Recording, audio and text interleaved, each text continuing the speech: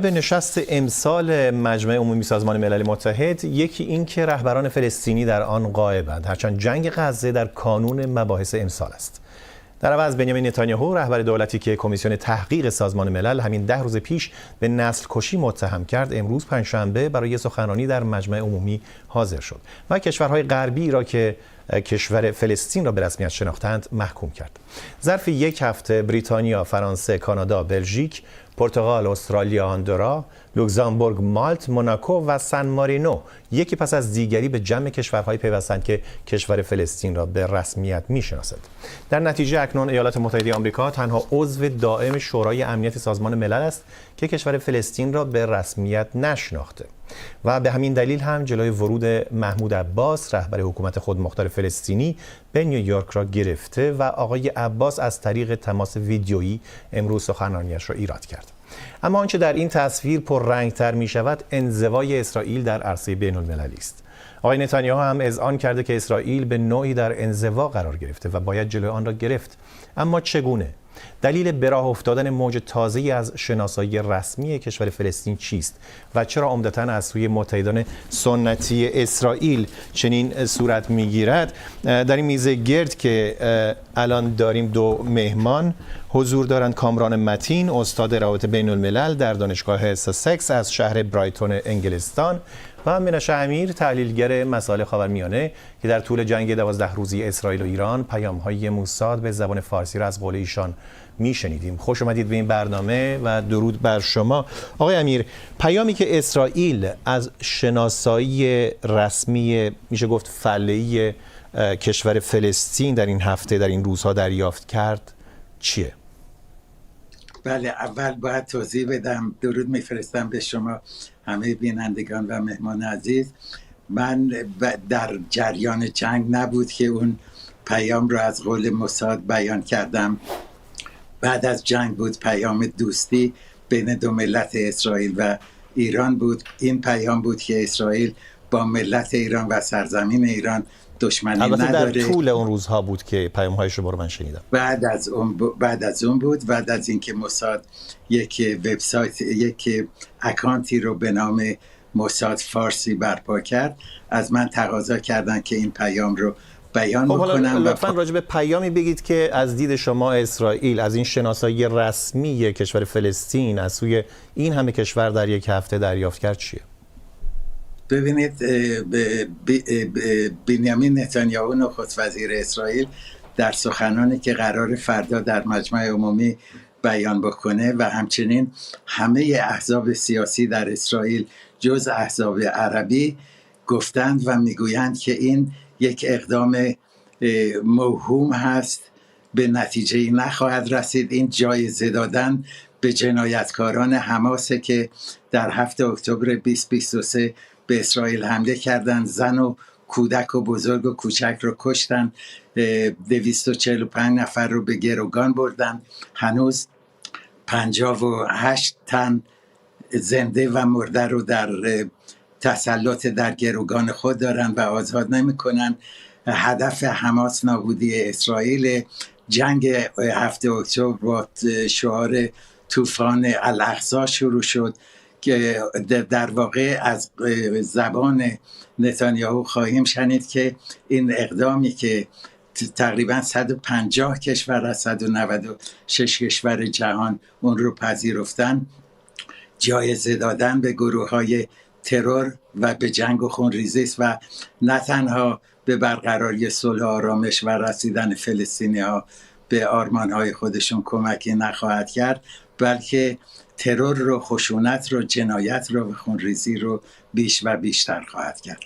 آقای متین، نظر شما هم همینه که آیا این پاداش به حماس هست، شناسایی رسمی کشور فلسطین از سوی این همه کشور غربی، بیش از 10 کشور که گفتیم، و یک اقدام موهومی و به نتیجه این نخواهد رسید؟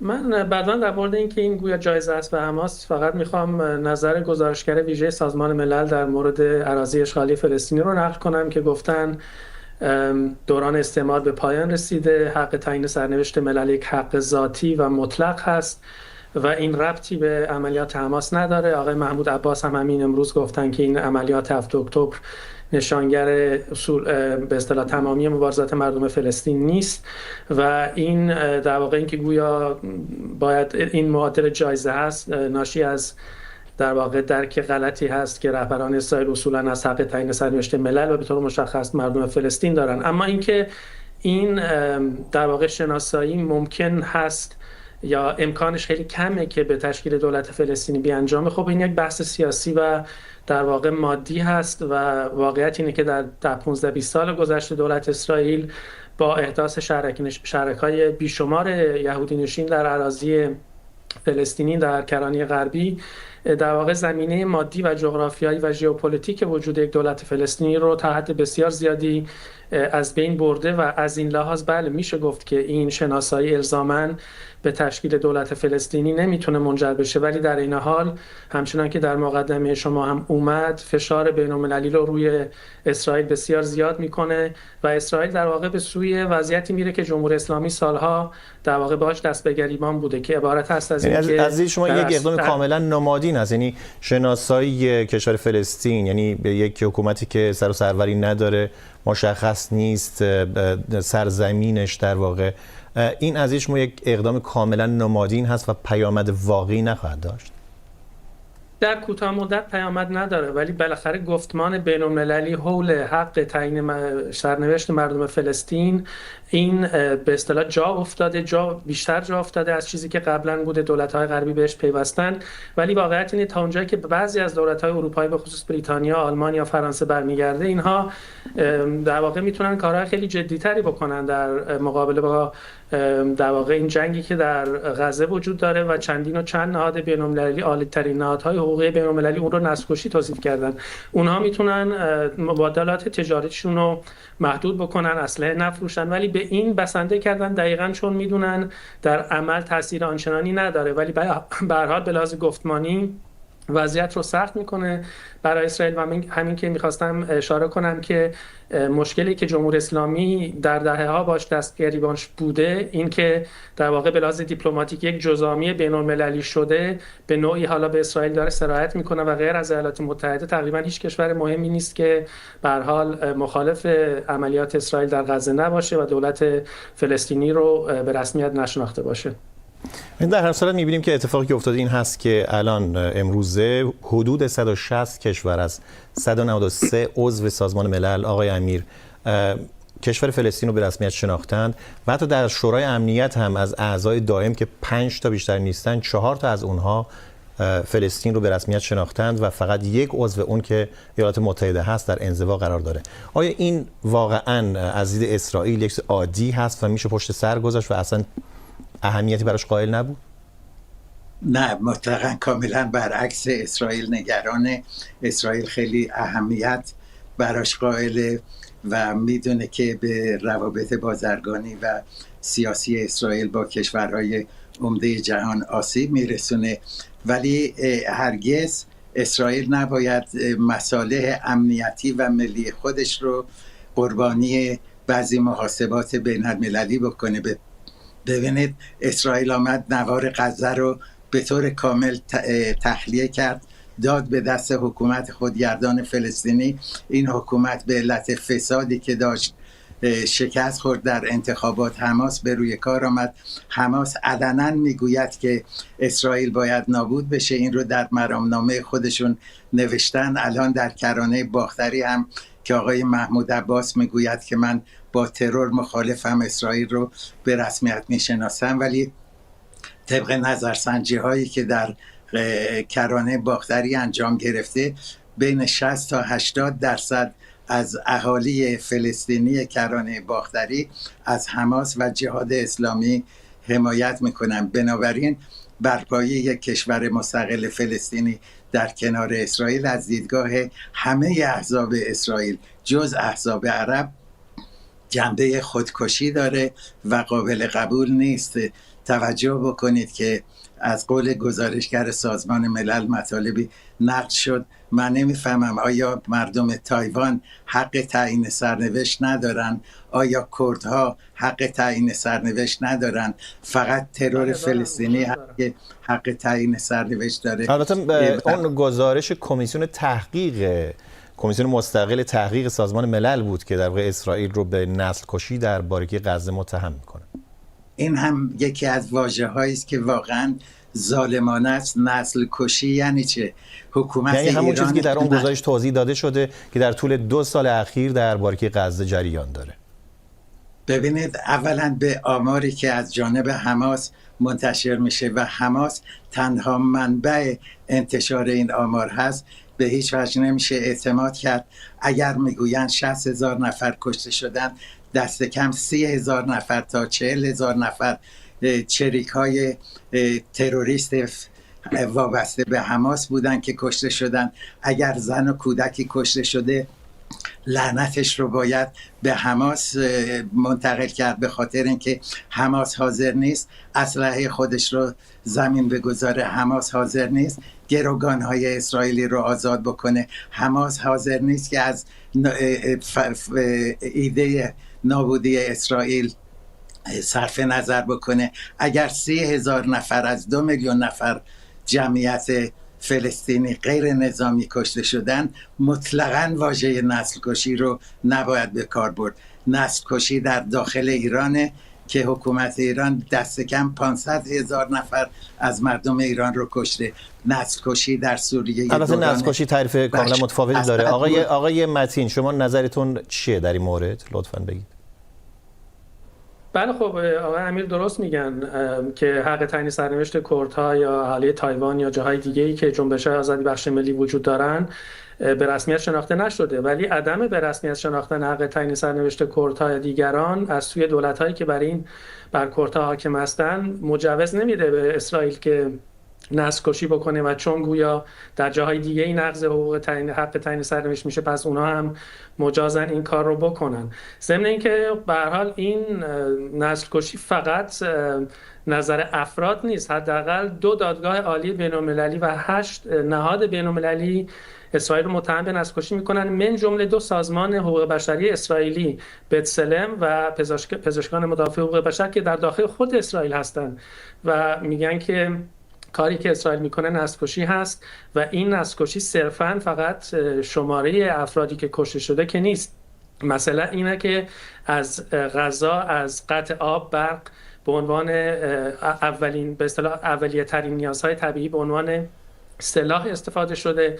الان یک قحطی در اونجا وجود داره و از یک جمعیت 2 میلیونی در حدود 60,000 نفر فقط کشته شدن، حداقل 3 برابر این تعداد زخمی شدن، یعنی در حدود 20% این جمعیت در واقع قربانی این جنگ هستن و رهبران اسرائیل در عالی ترین سطوحشون در واقع نیت از بین بردن مردم غزه رو عنوان کردن و مسئله نیت در تعریف نسل کشی بسیار مهم است و اغلب سخت‌ترین چیزی است که میشه ثابت کرد که در این مورد کاملا اثبات شده است.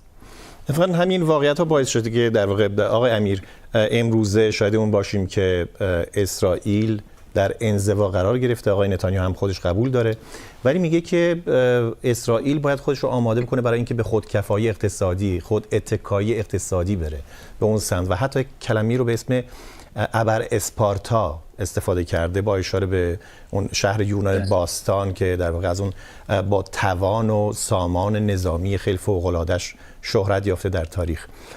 آیا شما که اونجا هستید، مردم اسرائیل هم دقیقاً با ایشون هم نوا هستن که بخوان منزوی بشن، ارتباطشون با دنیای خارج در واقع تقریباً قطع بشه و در درون خودشون بجوشن؟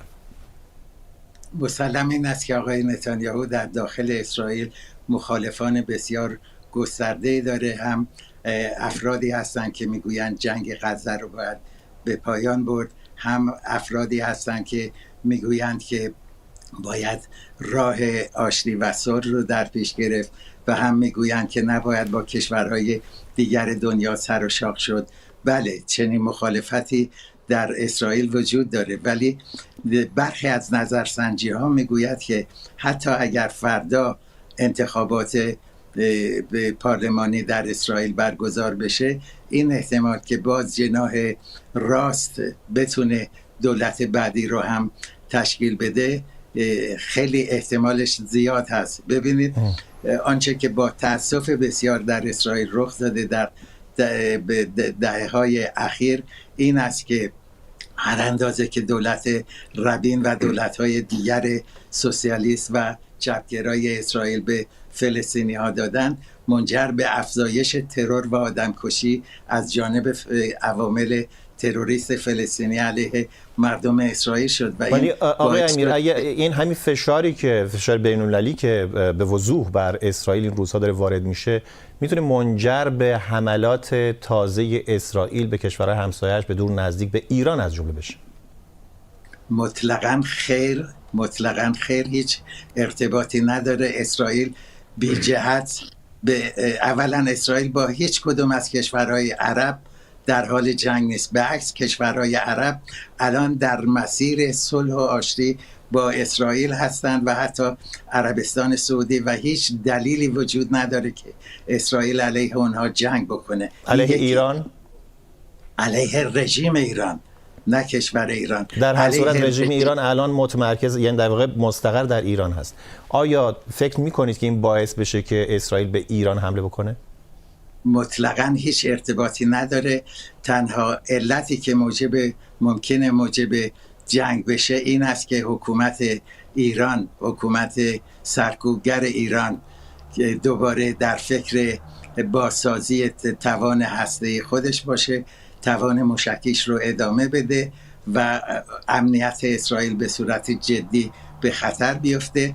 حکومت ایران از چین یا کشورهای دیگر سامانه‌های ضد هوایی به دست بیاره و اونها رو به کار بیاندازه. یعنی اسرائیل تنها موقعی حمله خواهد کرد که اولا راه چاره دیگری باقی نمانده باشه و بعد هم امنیت و موجودیت اسرائیل به خطر بیفته. همین گونه که اسرائیل همیشه گفته بود که تا هنگامی که رژیم ایران به فعالیت هسته‌ایش ادامه میده و میخواد بمب رو بسازه، امنیت اسرائیل شدیداً به خطر میفته و جنگ 12 روزه بر سر همین موضوع آغاز شد. آقای متین، نظر شما چیه که این فشار بین‌المللی مضاعفی که روی اسرائیل این روزها احساس میشه میتونه باعث این بشه که باعث عصبانیتی بشه که اسرائیل به کشورهای اطراف از جمله ایران دوباره حمله بکنه؟ تا حالا به 6 کشور حمله کرده. ببینید، من فکر می‌کنم این حمله این چنینی بدون به هر حال چراغ سبز و حمایت ایالات متحده خیلی بعید هست صورت بگیره و دولت فعلی آمریکا، حداقل دولت آقای ترامپ، به نظر میرسه که هیچ تزلزلی در حمایت از دولت اسرائیل ندارن. ولی در این حال این حمایت در واقع تاریخ پایانی، یعنی اینجوری نیست که بی پایان باشه. دولت در آمریکا میتونه عوض بشه. حمله‌ای که اسرائیل به قطر کرد باعث گویا عصبانیت آقای ترامپ شده، ولی حتی اگر هم اینطوری نبوده باشه و آقای ترامپ حتی از اون حمله هم مطلع بوده باشه، واقعیت اینه که یک اصل اولیه‌ای که در روابط بین‌الملل حداقل وجود داره و تدریس میشه این هست، ایده توازن قوا هست، موازنه قوا. به محض اینکه یک موازنه قوا که ثبات رو برقرار کرده در یک دوره خاصی به هم میخوره، بازیگرایی که از این توازن ضرر میبینن سعی میکنن وارد ائتلاف‌های جدیدی بشن و موازنه رو دوباره برقرار بکنن و این قرارداد دفاعی که عربستان با پاکستان هسته‌ای امضا کرده نمونه اولی از این هست که کشورهای منطقه دارن خودشون رو به نوعی از چتر حمایتی آمریکا میخوان حداقل دور بکنن یا تنوع ببخشن به سیستم‌های امنیتیشون و هیچ بعید نیست کشورهای دیگر عربی منطقه هم به همچین ائتلاف‌هایی بپیوندن و این در میان مدت و دراز مدت به هر حال میتونه کل کارایی که ایالات متحده داشته برای اسرائیل و بالعکس رو تحت تاثیر قرار بده. در نتیجه بله ممکنه در کوتاه مدت اسرائیل به هر حال این پیروزی تاکتیکی رو به دست بیاره، ولی کارهایی که دولت آقای نتانیاهو که تا حد بسیار زیادی صرفاً برای موندن در قدرت شخص آقای نتانیاهو داره انجام میده، به دلیل اینکه بعد از پایان نخست وزیریش احتمالاً محاکمه خواهد شد به دلیل فساد اداری، به دلیل نقشی که در 7 اکتبر داشت، به دلیل اینکه میلیاردها دلار پول قطری رو به حماسی منتقل کرد که آقای امیر متهم میکنن به اینکه گویا میخواد اسرائیل رو از بین ببره. اینها همش در واقع شخص آقای نتانیاهو هست که به دلیل منافع شخصیش این جنگ رو ادامه میده و نهایتاً در واقع هزینه‌اش رو مردم عادی اسرائیل و خانواده‌های این گروگان‌هایی میدن. متأسفانه کمتر از 1 دقیقه فرصت داریم. آقای امیر، از شما می‌خواستم بپرسم که این که اکثریت در سازمان ملل مخالف عملکرد اسرائیل در منطقه هستند برای اسرائیل درسی داده یا نه؟ کوتاه لطفاً، چون پایان برنامه است. ببینید، تجربه ثابت کرده که هیچگاه سازمان ملل از حقوق اسرائیل دفاع نکرده و حامی اسرائیل نبوده و همیشه تصمیماتش علیه منافع و موجودیت اسرائیل بوده. نمونهش 1994 که در سازمان ملل قطعنامه رو تصویب کردن که سیونیسم یا صهیونیسم معادل نجات پرستی است و با شرمندگی بسیار پس از 6 سال اون رو باطل کردن. اسرائیل هرگز انتظار نداشته که از حمایت واقعی. متشکرم. خیلی خیلی ممنون. با سپاس از منش امیر و کامران متین به پایان صفحه 2 رسیدیم و صفحه 2 رو میبندیم تا سه‌شنبه بازش بکنیم. تا آن هنگام زندگی بکام.